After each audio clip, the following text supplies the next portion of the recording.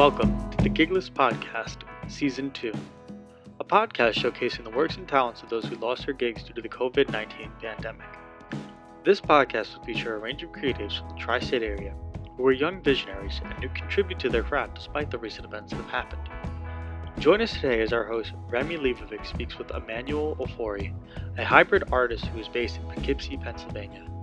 As an artist, Emmanuel challenges the Western idea of beauty and the standard limitations by exploring his personal experiences as well as the beauty within African art and culture.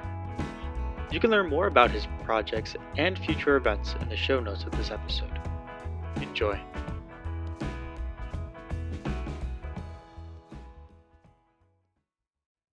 And welcome back to Gigless. I'm your host, Remi Leibovic, and today I have our guest who is a mixed media artist based up in the Hudson Valley. His name is Emmanuel Ofori. Yes, perfect. Right. I love getting names correct. So this is our actual second time interviewing and talking with each other because we had some technical difficulties on our first interview. As you listeners know, and for you new listeners out there, everything that we do is through Zoom, and sometimes Zoom doesn't save the recordings and we run into technical difficulties. Technology. Yeah, technology. The good thing is that you're great to talk to, so I don't mind. Yeah, no, yeah, me too. And I was like, when you said we should do a second, I'm like, I don't mind doing it. So I was like, oh, all right, let's do it again. Yes. So even though, so the date that we're recording this is 11/24/2020, but your episode's going to be coming out in the upcoming weeks. We're kind of at that edge where we're teetering on if we're going to go back into lockdown, if we're going to stay open, what are the restrictions that are happening. So and this is sad because some artists and people have finally gotten comfortable to start having events or very small gatherings where they take temperatures at the front of the gallery, or you have to RSVP like way in advance for COVID tests. I've heard about those. So, Manny, I'm going to give you the floor and you tell me what you've been up to and what you're planning on doing. Oh, it's a lot. Ever since we talked last, there's a lot going on. So currently, I have a show coming up in December, December 5th, actually next week. And that I've been kind of like on the grind, kind of like trying to get more works done and actually trying to do something different it's something I've been doing, but kind of like still trying to use the stuff that have influenced me during the quarantine into some of my older stuff to see how it comes out. So I'm excited for people to kind of get a glimpse of what I've been working on. So I feel like I'm gonna be working to the wire because I'm so actually working on a piece right now. So most of my day today was even working on that and actually coming to do this. So yeah, I've been quite busy during this time. But it just kind of sucks that people think about going back to quarantine again. And in some ways I feel like we have ways we kind of like learn a little bit from what happened earlier. So this is gonna even help us even more once we go into quarantine. It's not gonna be as hectic or like no one's gonna not know how to cope with it. This is gonna help a little bit, you know. Right. And I think that it's going to help too that a lot of people went back to their artistic or creative roots. And, I know from, just following you on Instagram and seeing your work, I know that you use mixed media and found materials. So if you could just tell our listeners about some of the wood and how you mix with paint. And Right. Yeah. Some of my pieces, most of the time, I'll go scavenge. How does you say scavenging? Like scavenger hunting, like dumpster diving, not looking into the dumpster, but whatever material that's around me, that's what I usually use in my work. And one material that I'm drawn to is plywood.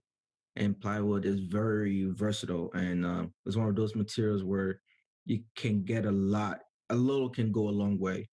And I always use that pattern, or like, because there's some patterns in plywood, like especially when you use the end grain to create different patterns. And I use that in my work to kind of like mimic fabric in some ways, or like kind of like call back to traditional African fabrics in the work. And trying to, in some, most of my works too, sometimes I try to incorporate 3D into 2D. So trying to make something that looks 2D into 3D, also trying to trick the viewer's eye a little bit. So once a viewer look at it, it kind of has like almost like a painting quality. But the more closer you get to it, that's where all the tricks are kind of like revealed to the viewer. I know that a lot of your artwork is, inspired by Ghanese culture. Mhm. And you said when we talked last time that a lot of your work, like you talked about a painting that you did with your aunt, Mm-hmm. and how it's very, for listeners that are listening, it's very textured. And you can clearly see, like, especially the pieces that he's used plywood for, you can clearly see how those patterns and how the paint just interacts with that medium. Right. Yeah. And with, like, I know this is getting very art technical here, but it's important to know everyone's getting an art lesson. But um if I was to go on your work, and let's say we go to Instagram and we see, the piece that you put out, I Think in Black, on July 23rd, like the textures that Mhm. you're able to, wait, so what is this medium, just for people that are listening in? For which one exactly? Or is there a specific one, or just in general? This one. Oh, actually, those ones were pieces that I started in quarantine. I kind of like wanted to experiment more with working small on a small scale. So most that one is mostly just fabric and paper. So it's mostly just a traditional collage, but Okay. trying to basically play around more with composition and see what I can kind of do, or kind of like how I can compose a figure in different ways, not just the traditional painting or like the traditional drawing. So I'm trying to incorporate a lot more drawing elements, more of my background, what I usually do more. I won't say back in the day, but like more of my traditional side of like the painting and the paint drawing, and combining to see how it's gonna look. So I've been experimenting more with that, and from those small paintings, I kind of like went bigger with it, or like translated that small paintings into wood, to see how basically once you have a small piece, or even when you do one painting in a different medium, what's going to change, or how can you still translate that but in a different way. So those Right. one, yeah. Right. And I think that that's like, just looking at these paintings and looking at these drawings and these illustrations, and again, mixed media, you blend things Mhm, so well, and you're able to really translate the message with different textures and tones. mhm. And there's a lot of, like, snapshots of life captured, Yes. especially like in the smaller pieces that you mentioned. And I just wanted to go back to this because we talked about this on the previous Lost episode. Um, The lost episode. yes, so I believe that you told me that this is a picture of your aunt. Yeah, that is my aunt. Yeah. Yes. That's And for those who are just browsing through and looking, he posted it on February 10th, and it's a picture of this woman that is in this red, black, and blue, and different patterns on on each article of clothing that she's wearing. And as Manny told me last time, she's dressed to go to a funeral. right. Yeah, it's more of a somber kind of like picture, but I wanted mostly like the fabric and like the colors and color choices to kind of basically tell that story. It's almost like a little bit more of like a inside baseball a little bit, where like if I don't say that, people might not know what is happening, or like even so I have to kind of like, or like if you just read about just my background or the history of my culture, that'll also inform you about, oh, okay, so I see what he did there. He used the black, mostly in my culture, like black, red, Mm-hmm. mostly funeral colors used for funeral, kind of like to honor the dead, and so I wanted to kind of like play homage to that kind of like um, aspect of it, but also to kind of celebrate that person. I don't want, even though she's wearing those garb, doesn't mean it's supposed to be a sad scene or something sad. Yeah. Because yeah, Well, the checkered background definitely, like, it kind of is, it's playing into, there's a lot, at least for me at this point in this angle, it seems like there's a lot more depth to mhm, her as a character and as a person and as the figure in this painting. I feel like she is only the beginning point in the viewpoint, because as you see past in the checkered background, it's like you're getting drawn into the painting and to the story. And we had this lovely conversation last time where you told me, about, yes, it's funeral, yes, it's somber, but it's also very, like, striking and powerful in the stance that she's making. And yeah. I find interesting the various, like, columns in the backgrounds, like little rows. There's here, I'll put it up. The little zig, Yeah, basically going in different patterns. It's mm-hmm. almost that little optical, uh, not optical illusion. So kind of like draws the viewer in even more. And I always find it, even for me, whenever I go to like a museum or whenever I look at art, I'm always drawn to when an artist kind of plays with the viewer's attention or the viewers gaze a little bit, because like even just looking at one painting can have different Easter eggs or different elements in it, and you're like, oh wait, I didn't see that before, and you just it keeps the viewer's attention, like it grab them and just like holds them there, and I always find that very powerful, and sometimes I always try to emulate that a little bit in my work, even by using materials like wood to kind of simulate fabric, or like weaving fabric to kind of like simulate little paintings or something like that. Oh, and to touch base and to acknowledge your culture, I know uh, that got just because I have a Cuban background, that Ghanese and uh, that to, like, a lot, and this is not just Ghana, but to a lot of different African cultures and backgrounds, each there it gets so in depth that it's fabric, texture, pattern, and that can go anywhere from family, origin, belief, right? Right. Yeah. It's there. It is embedded into the culture, so it's like it's all part of what makes them who they are, and I feel like I'm just here to kind of like just give people a little glimpse of it, um, just to kind of like show my appreciation of it, and also to it's almost for me act as like a way for me to still connect to that, even though I'm here, by Mm-hmm. me doing portrait and doing research of how to kind of like what this fab, because even most of the time, sometimes I don't even sometimes realize, not even realize, but like don't know what something is, but I have to even go do research on it to kind of like um understand the meaning of it, so I can kind of share that share it to the viewers, so the viewers can still understand what my intentions are.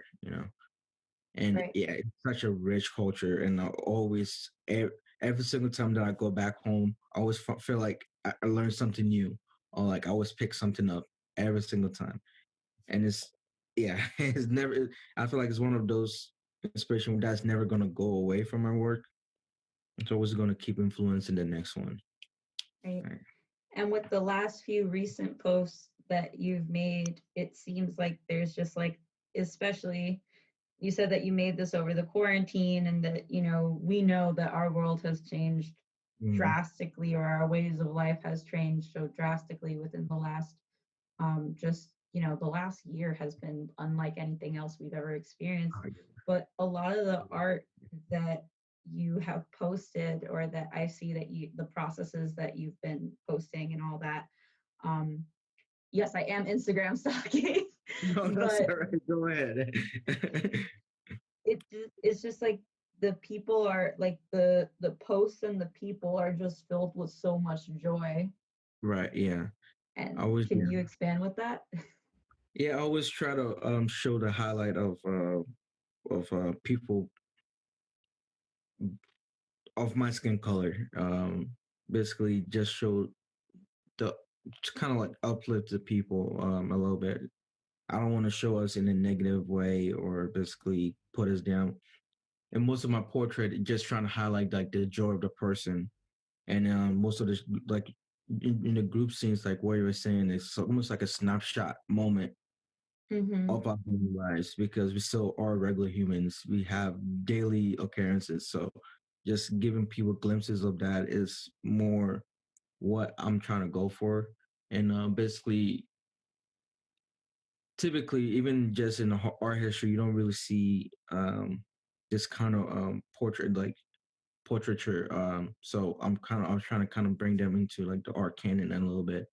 What was the word, like immortalize them a little bit. Yes. Basically, once I have them in the art world, they're there for basically for life, and that's what I'm trying to go for in my pieces.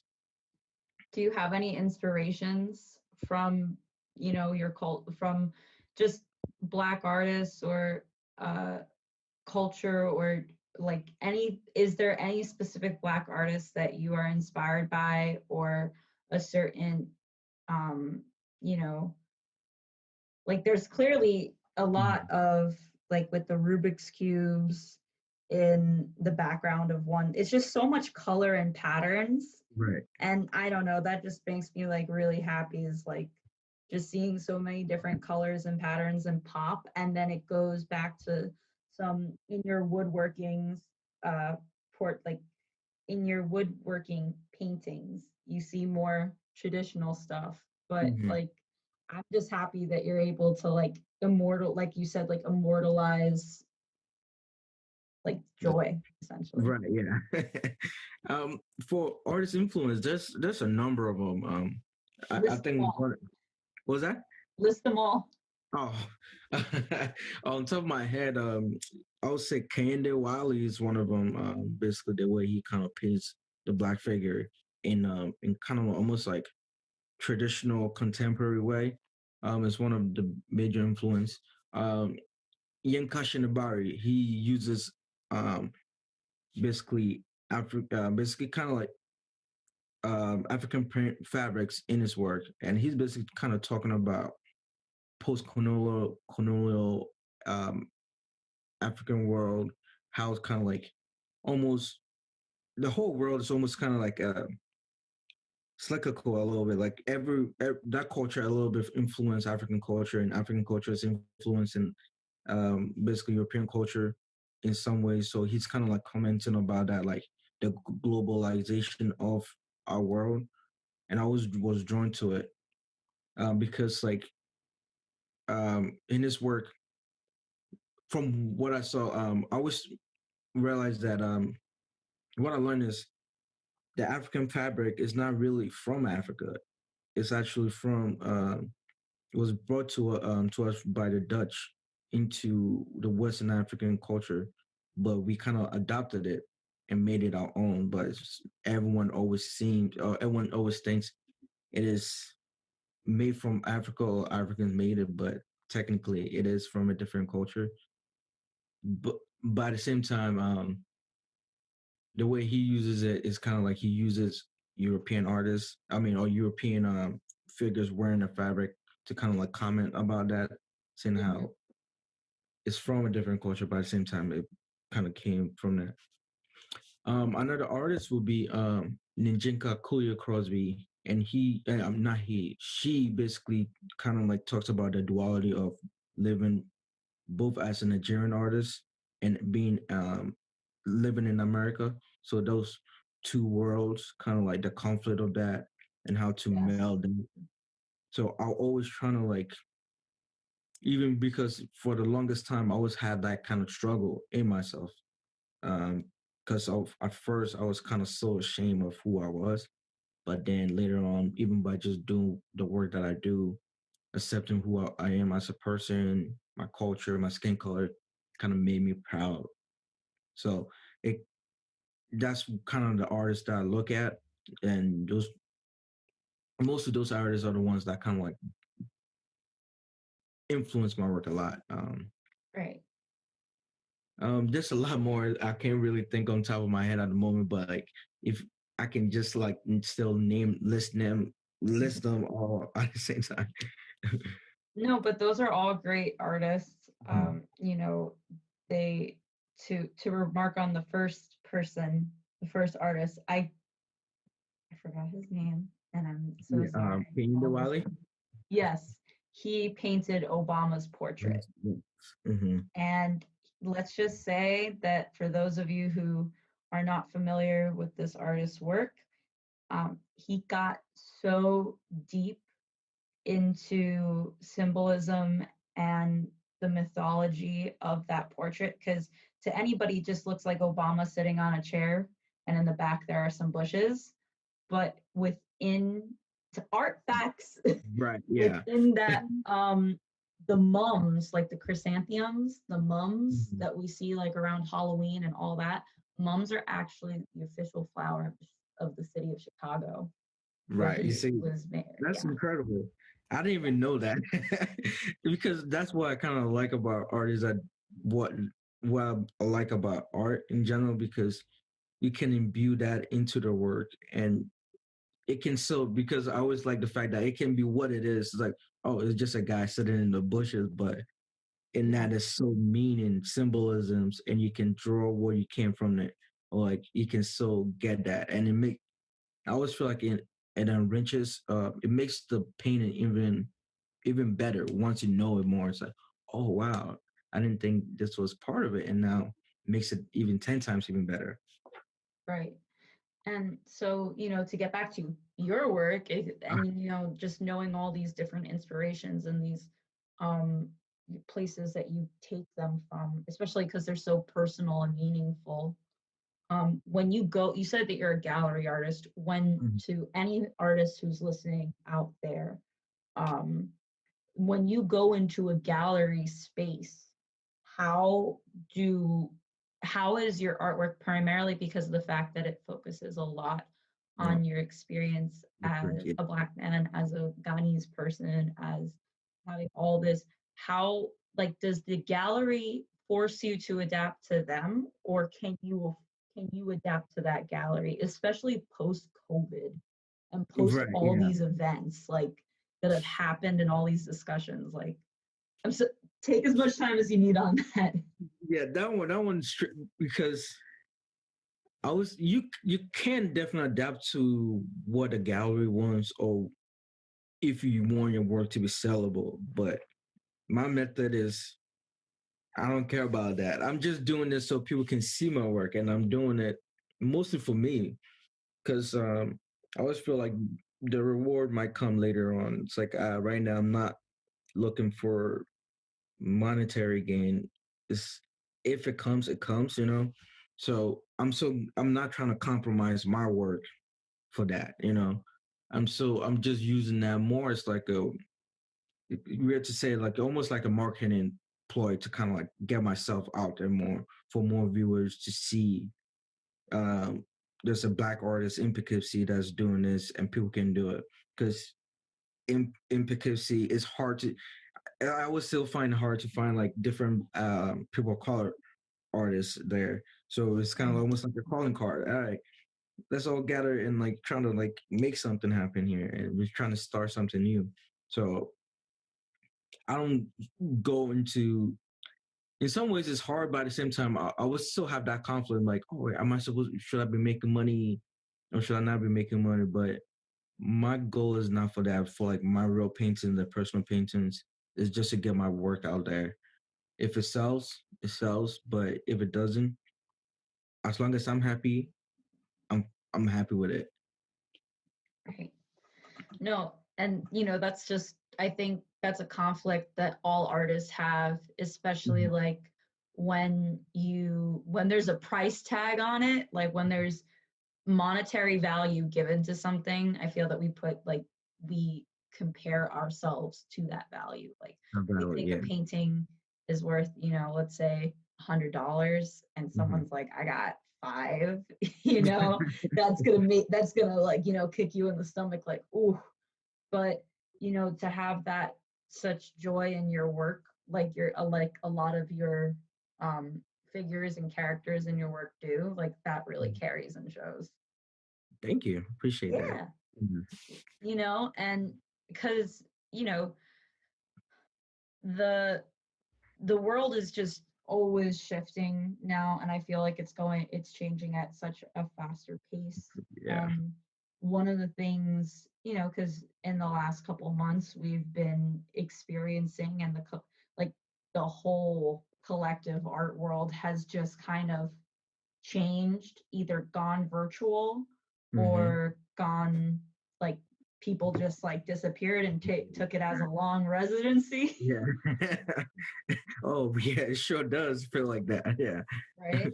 So, and you said that you're trying to you're trying to bring your art into different spaces. Have you tried TikTok, or because Instagram at this point, listeners, 11/24, the algorithm, it looks like a shopping mall. Oh, So yeah. It's like, yeah, Instagram is disappointing me a little bit, but I've not tried, yeah, TikTok or those kind of. Lately, I've been slacking a little bit on my social media game a little bit. Actually, um, got one of my friends to help me build a website, like revamp my website, and she was saying she was gonna help me gonna take over my social media so she can kind of help market my stuff a little bit more.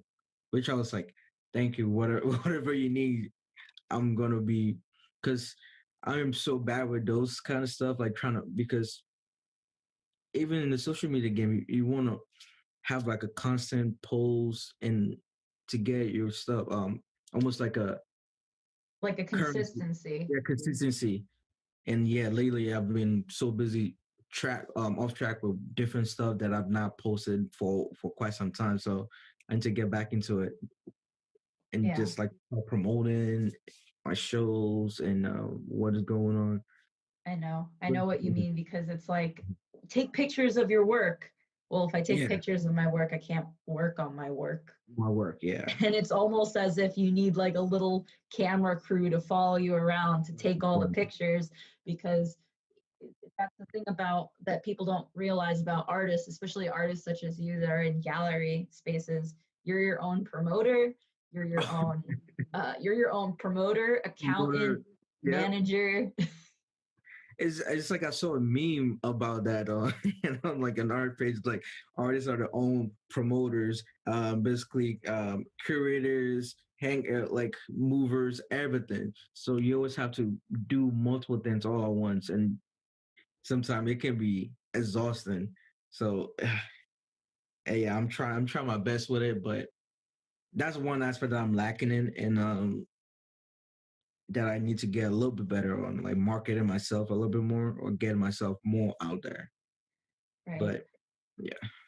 And I just want to take this moment to say to all gigless people that are like, all our gigless listeners, that on Instagram, there's a new guide. Like, you have to go to your privacy, then go to your guidelines, and then click the little book icon that says guidelines and turn it off. Because now apparently that gives people the right to repost your work without you knowing it. Oh, what? No way. Yeah, I literally figured this out the other day, and because I have you here now, I'm trust me, I am like, I was livid when I found out about this, because who is that really going to impact and Yeah. affect? It's going to affect artists, creators, everyone Mhm. that made Instagram a platform. Yeah. Because I Oh find no. all the artists that I follow and that I go to shows or that I like update myself with, like I only went on Instagram because I wanted to go to art school and I wanted to see what artists like Artists. illustrators were doing. Right. Yeah. And yeah, that's gonna definitely affect them really, really bad. And oh, thank you for letting me know that, so I Oh, can like actually get yeah. situated. No, because especially now with the protests and everything that's been happening, you're having like a lot of Black, Latinx, and Indigenous artists. Their work is being stolen because it's like an informational graphic Mhm. or something, and then it gets reposted and not credited, Not and then it credit. gets reposted, and then That is the word. suddenly, you know, Yeah, I usually always don't like that. Like where you take the credit from the artist is not fair to the artist. You know, to put a heart into it, and now you're gonna take that away from them. Like, right? yeah, But, social media aside and feeding, the ever needing the attention of social media, what is your routine like in your, especially now in COVID, during COVID, I feel like everyone's just switched up their styles and, Mhm. like what's your process to start getting like a painting or a vision going? Especially, I love the fact that you're like, I'm making this for me, not for social media. Yeah. Typically, um, always starts. It's tricky for me because the way I kind of started is I always have a whole bunch of images. Like if you look on my computer, my whole screen is covered with images from back home, people that I know personally, people that I met. So, and it just goes to my head. It's like, all right, what can I do with this image? And lately, I've been using a lot of Photoshop to kind of like help me compose, help him with my composition. Or like if I wanted to add different elements into my paintings, I could kind of compose it in Photoshop. Then from that, I can translate it into painting. So usually, I always start with the image that I want to use. Then from that image, take it to Photoshop, re-edit it, make sure I can pick and choose some colors, where I'm going to place it, what elements I'm going to add to it. Then from that, either I just go straight into the painting itself, or I'll just do like the small scale version of it. It's almost like a finished sketch. And what's crazy is like from those small paintings, and when I translate bigger, something might change. I might keep some element from that, or I might expand from that element. So it's kind of like the small painting becomes like its own thing, and the bigger painting becomes its own element. But from that, but usually what I usually do is I don't work on just one piece. I work on multiple pieces at once.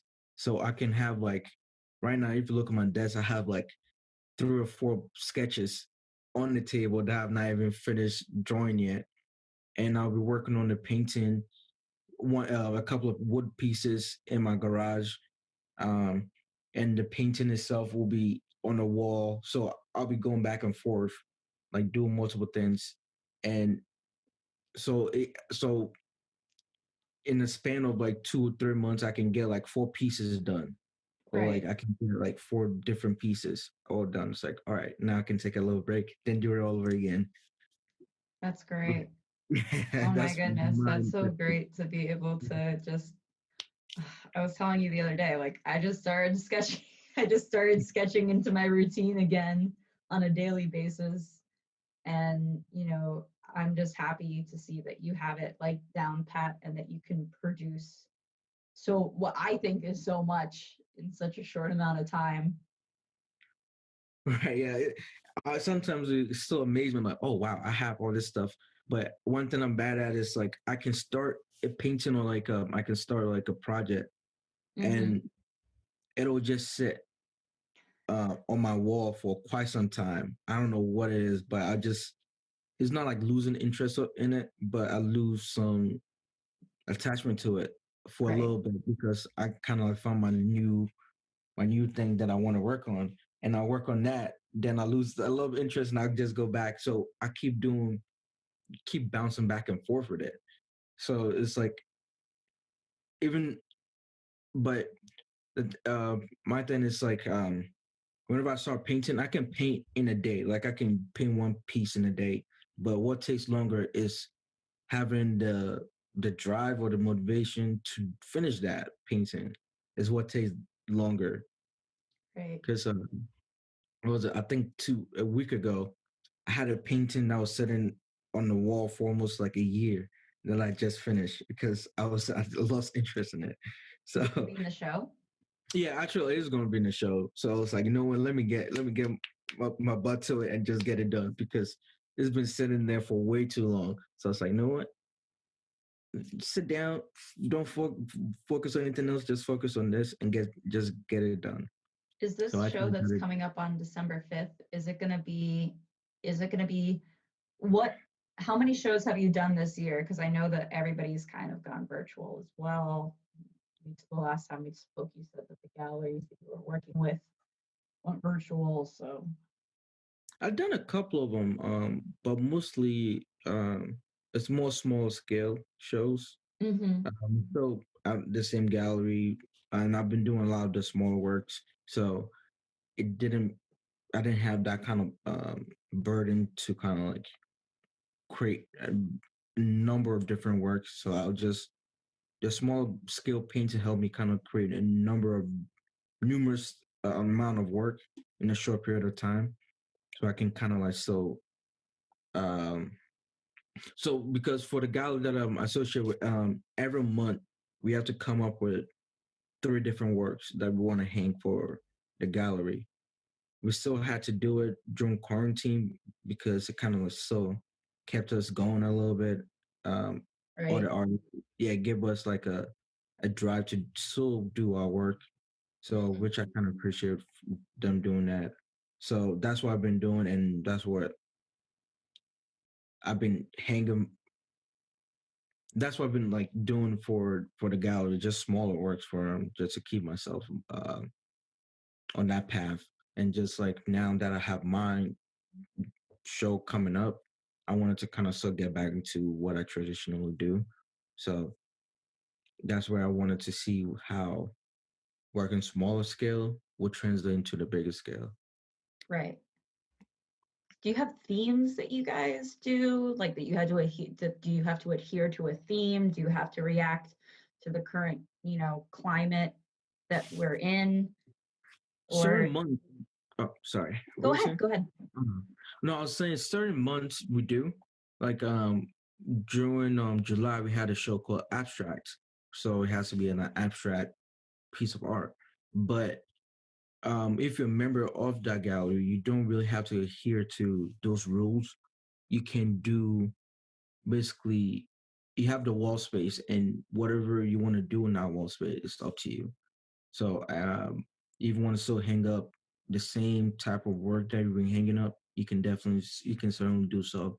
If you want to still adhere to the rule or like basically the theme of the show, you can do that too. So also too sometimes it helps if you uh, adhere to the rule because it kind of give it a cohesiveness in it. But it's not, yeah, everyone has like it's a lot. The gallery kind of gives you the freedom to do so, like to do whatever you kind of want in some sense. Yeah, I just put a sticker over the date so I could try to make that show because I want to go. I really do want to go to a show. I haven't been to an art show this entire time, and that's mainly because a lot of the galleries are that at least out here, like most of the gallery shows that have been reopened or done. Like I've gone to virtual galleries and Mhm. virtual performances, but like to physically go to a show, it's gonna be my like first one since Ah, March yeah, shut down. yeah. It's like different places are having like limited amount of people going, and I'm just hoping we don't go into quarantine next week. Oh no. That would be like my second show that either got canceled because of quarantine. Because was during when was it? It was actually in February when the whole shutdown happened. I had my show and it just got cut in half because of the whole quarantine. Yeah. So it just ended in the middle. And if this happens, I just have bad luck. So unfortunately, Manny, we are down to the last 5 minutes of this great This has been conversation. fun. Yeah, I feel like we always have a good conversation. Yeah. If you want to But find them, you have to find a lost episode. I know Zoom. No, but it's yeah, it happens. I was so technical in that episode. I gave so many details about your artwork, Yeah, I know. I remember oil paint. it's funny because like even just now, like just us talking, I'm like, I feel like it's still like a continuation Yes. of the previous one. So I'm like, oh wait, I thought we talked about this. It's like because like To bring it I up wasn't because you sure. explained it so well. Right. Yeah, I wasn't sure if I should do like almost like a full introduction.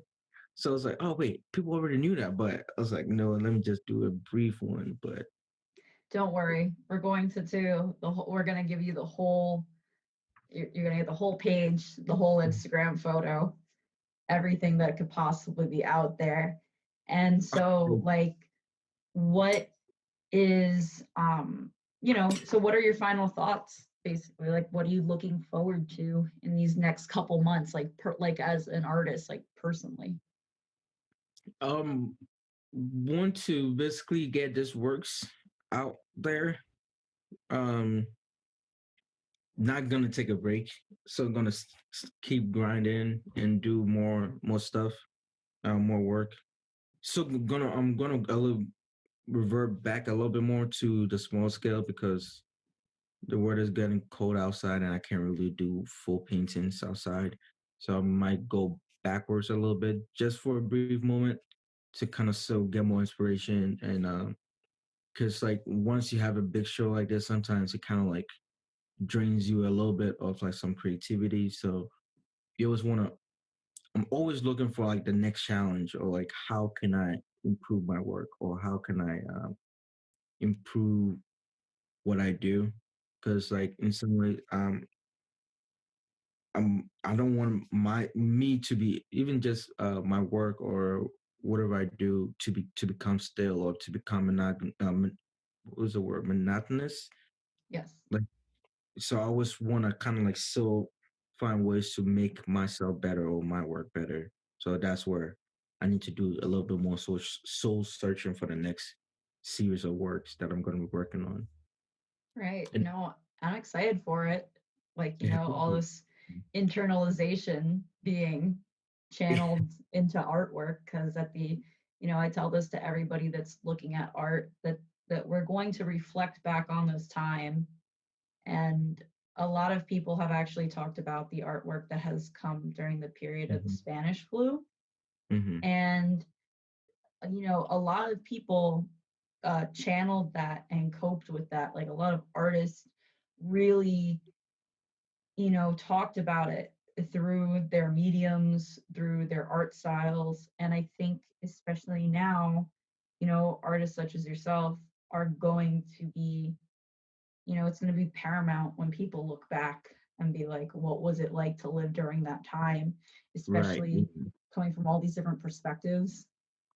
That's definitely true, and I definitely agree with that. Yeah, it's gonna be interesting couple of years from now how we reflect on this period, this very turbulent 2020. I think 2020 is going down in the whole history. I mean, as one of those time in history where you're never gonna forget, or one of those moments where it's like, where were you, or what were you doing during that time, or like it's gonna even be in the history books of like what people were coping with, or even how it influenced artwork in some ways or in some form, you know. And even just with the social injustice going on and everything, how people coped with it, and or how artists kind of like responded to that element, Right. you know. Because there's definitely a lot of that going around. Yeah. And you know what? But that's like going back to what I said before, like all these artists and illustrators out on Instagram that are breaking complex subjects down into things that more people can read and understand, that is necessary.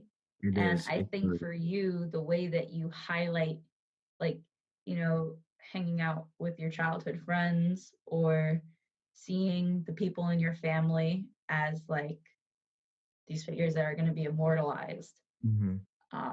I think that there's such joy that you're bringing, and like you said, like immortalizing through your work. Thank So you. I'm excited to see, no matter what, emotion you put into the next pieces, I'm excited to see how they're going to. Yeah, there you go. I'm just speechless because I know that it's going to be excellent work, and I know that it's going to be able to translate and hold up. Right. I appreciate the support, and I don't want to disappoint, just like I still want to. So You can't disappoint me. No, nothing at this point. Nothing at this point. I'm appreciate good. it.